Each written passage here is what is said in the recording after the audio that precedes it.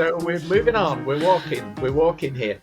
We're going to a film that came out in cinemas last week and then pretty well promptly disappeared again. And this is a film called The Machine. And I have seen this one. Hurrah! So this is about a US stand-up comedian called Bert Kreischer. Have you heard of him? Nope, I hadn't either. But he basically makes a good living on the stage in his stand-up routine, recounting a story from his youth when he assisted one of the Russian train mafia gangs in robbing passengers on a train as his alter ego, which is called The Machine.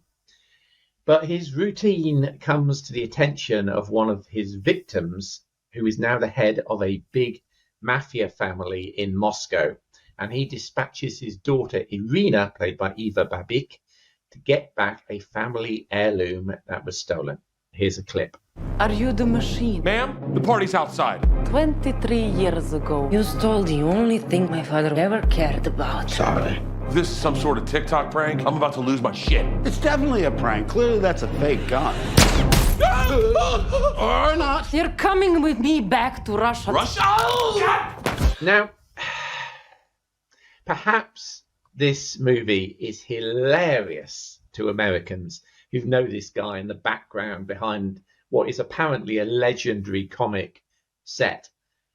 But Kreischer's set, which actually you see a little bit of in the introduction to the film, what I saw of it basically involves him being overweight, stripping to the waist, and being boorishly American.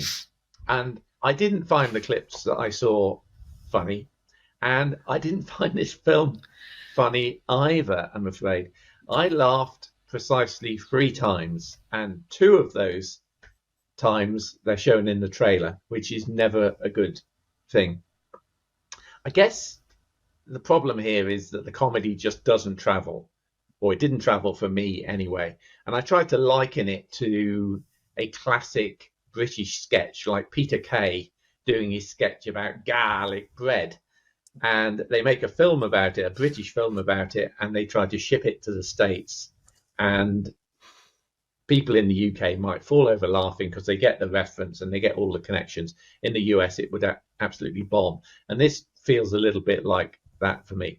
One interesting note here with this film is that significant portions of it were filmed on location in Moscow, which certainly dates how long the production company must have had this film sitting on the shelf, waiting and waiting and waiting for things to improve in Ukraine so that people don't go, ooh, filming in Moscow, that's a bit risky.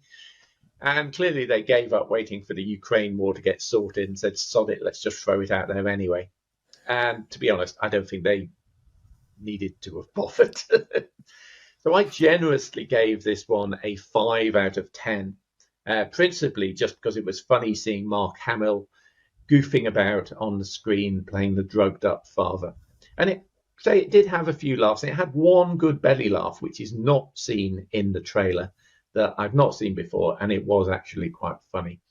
But there's only me, I think, who's seen this film, so that gives it a Flickering Dreams score of 5, making it yet again another highly mechanized